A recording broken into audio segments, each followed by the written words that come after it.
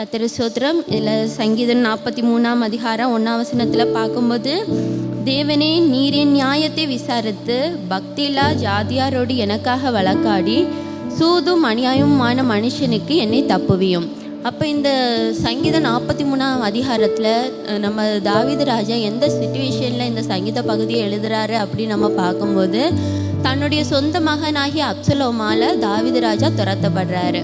அப்புறம் வந்துட்டு தாவீது ராஜா இப்போ என்ன பண்ணுறாருன்னா, எருசலேமிலிருந்து யோர்தான் நதி பக்கத்தில் இருக்கிற ஒரு குகையில் ஒளிந்து கொண்டு இருக்கும்போது தான் இந்த சங்கீத பகுதி அவர் எழுதுறாரு. இப்போ உள்ள காலகட்டத்தில் பார்க்கும்போது பெற்றோர்கள் எல்லாம் என்ன பண்ணுறாங்க, தங்களுடைய பிள்ளைங்களை வந்துட்டு மறந்துடுறாங்க, அவங்கள்ட்ட அன்பு செலுத்துறது கிடையாது. அதுக்கப்புறம் அவங்கள வந்துட்டு தள்ளி விடுறாங்க. அதே மாதிரி அதை பார்த்துட்டு இப்போ பிள்ளைகளும் என்ன மாதிரி நடக்கிறாங்க, தங்களுடைய பெற்றோர்கள் அவங்க மதிக்கிறது கிடையாது, பெற்றோர்கள் மேலே அன்பு செலுத்துறது இல்லை. இப்படிப்பட்ட காலத்தில் தான் நம்ம வாழ்ந்துட்டு இருக்கோம். மத்தேயு 24ஆம் அதிகாரம் 12ஆம் வசனத்தை பார்க்கும்போது, அக்கிரமம் மிகுதி அவதினால் அநேகருடைய அன்பு தணிந்து போகும் அப்படின்னு இருக்கு வேதாகமத்தில்.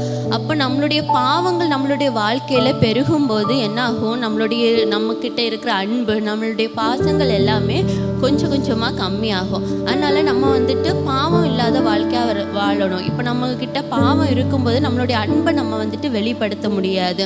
அப்போ நம்ம பாவம் இல்லாத வாழ்க்கையை வாழும்போது, நீதியின் பாதையில் நம்ம நடக்கும்போது நம்மளுடைய அன்பு வந்துட்டு நம்மள்கிட்ட நிலைத்திருக்கும். அப்போ நம்மளுடைய வாழ்க்கையும் சந்தோஷமாகவும் மகிழ்ச்சியாகவும் இருக்கும். அதே போல் 1 பேதுரு 5ஆம் அதிகாரம் 7ஆம் வசனத்தில் பார்க்கும்போது, அவர் உங்களை விசாரிக்கவர் ஆனபடியினால் உங்கள் கவலைகளை எல்லாம் அவர் மேல் வைத்து விடுங்கள் இருக்கு. அப்போ நம்மளுடைய தேவன் எப்படிப்பட்டவராக இருக்கிறார், விசாரிக்கிற தேவனாக இருக்கிறாரு. அப்போ இப்போ நம்மளுடைய வாழ்க்கையில் அநேக நேரங்களில் நம்ம வந்துட்டு நம்மளுக்கு கூட இருக்கவங்களுக்கு அவங்களுக்கு நம்ம நல்லது பண்ணியிருப்போம், அவங்களுக்கு நம்மளால் முயன்ற ஹெல்ப் எல்லாம் நம்ம அவங்களுக்கு பண்ணியிருப்போம்.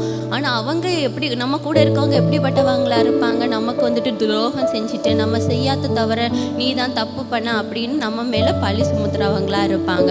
நமக்கு அப்போ ஒன்றுமே புரியாது. நம்ம வந்துட்டு அதை நினச்சி கவலைப்பட்டுட்டு இருப்போம். என்னடா நம்ம சொல்கிறது யாருமே நம்ப மாட்டேங்கிறாங்களே, நம்ம இந்த தப்பு பண்ணலை ஆனால் நம்ம மேலே குற்றம் சுமத்துறாங்க அப்படின்னு சொல்லிட்டு நம்ம வந்துட்டு கவலையோடு இருக்கோம். எனக்கு ஒரு நியாயம் கிடைக்காதா, எனக்கு ஒரு நீதி கிடைக்காதா அப்படின்னு சொல்லிட்டு நம்ம கவலையோடு இருப்போம். ஆனால் எதை குறித்தும் கவலைப்படாதீங்க. இந்த நேரத்தில் நம்மளுடைய சத்துருக்கள் எப்படி இருப்பாங்க, மகிழ்ச்சியாக இருப்பாங்க. அப்பாடா நம்ம எஸ்கேப் ஆகிட்டோம், ஆனால் நம்ம கூட இருந்தவங்க மாட்டிட்டாங்க அப்படின்னு சொல்லிட்டு அவங்க சந்தோஷமாக இருப்பாங்க.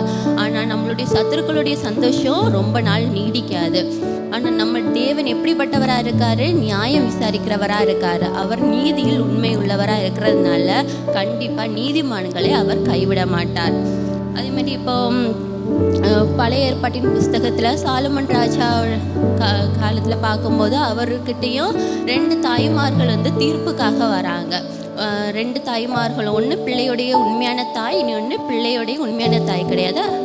அப்படி 2 பேரும் சாலமன் ராஜா கிட்ட தீர்ப்புக்காக வராங்க. இந்த குழந்தை என்னுடையது அப்படின்னு 2 பேருமே சண்டை போட்டுட்டு இருக்காங்க.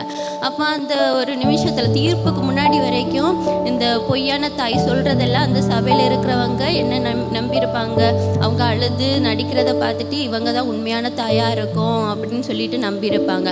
ஆனால் உண்மையான தாய்க்கு மேலே அவங்க அந்த தீர்ப்புக்கு முன்னாடி பழியை சுமத்தியிருப்பாங்க. என்ன இவங்க வந்துட்டு தேவையில்லாமல் இப்படி இந்த குழந்தைக்காக இப்படி சண்டை போடுறாங்க அப்படின்னு சொல்லி நினச்சிட்டு இருந்திருப்பாங்க. அந்த நேரத்தில் அந்த உண்மையான தாயோட மனசு உடைந்து போயிருக்கும். நம்மளுடைய பிள்ளை ஆனால் எனக்கு ஒரு நீதி கிடைக்காது அப்படின்னு அவங்க வந்துட்டு ஏங்கிட்டு இருப்பாங்க. ஆனால் அந்த இடத்துல தேவன் என்ன பண்ணுறாங்க, நீதியான தாய்க்கு ஒரு தீர்ப்பை வழங்குறாங்க. சாலமன் ராஜா மூலமாக அந்த பிள்ளை வந்துட்டு உண்மையான தாயிடத்துல ஒப்படைக்கப்படுறாங்க. அதே போல தான் தாவீது ராஜாவுடைய வாழ்க்கையிலும் அவங்க வந்துட்டு தன்னுடைய சொந்த மகனால் துரத்தப்படும் போது எப்ராயிம் மலையில் வந்துட்டு யுத்தம் நடக்குது. அப்போ வந்துட்டு சாலமன் ராஜாவுக்கும் அப்சலோமுக்கும் யுத்தம் நடக்கும்போது கோவேறு கழுதையின் மேலே அப்சலோன் ஏறி வந்துட்டு இருக்கும்போது அவங்களுடைய தலை வந்துட்டு மரத்தின் மேலே சிக்கிடுது. அவர் வந்துட்டு வானத்துக்கு பூமிக்கும் தொங்கிட்டு இருக்கும்போது யோவாப் என்ன பண்ணுறாங்க, அவங்கள குத்தி கொன்னுடுறாங்க. இப்போ வந்துட்டு தாவீதுக்கு அதில் வந்துட்டு நீதி கிடைக்கிது. அதனால நம்மளுடைய வாழ்க்கையிலும் நம்மளுக்கு நீதி கிடைக்கல அப்படின்னு சொல்லிட்டு நம்ம எப்போவுமே கவலைப்பட வேண்டாம்.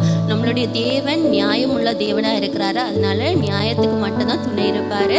அதனால நம்ம நம்ம தேவன் நமக்கு வெற்றியை தர வல்லமை உள்ளவராக இருக்கிறாரு. கர்த்தர் தாமே உங்களை ஆசீர்வதிப்பாராக. ஆமென்.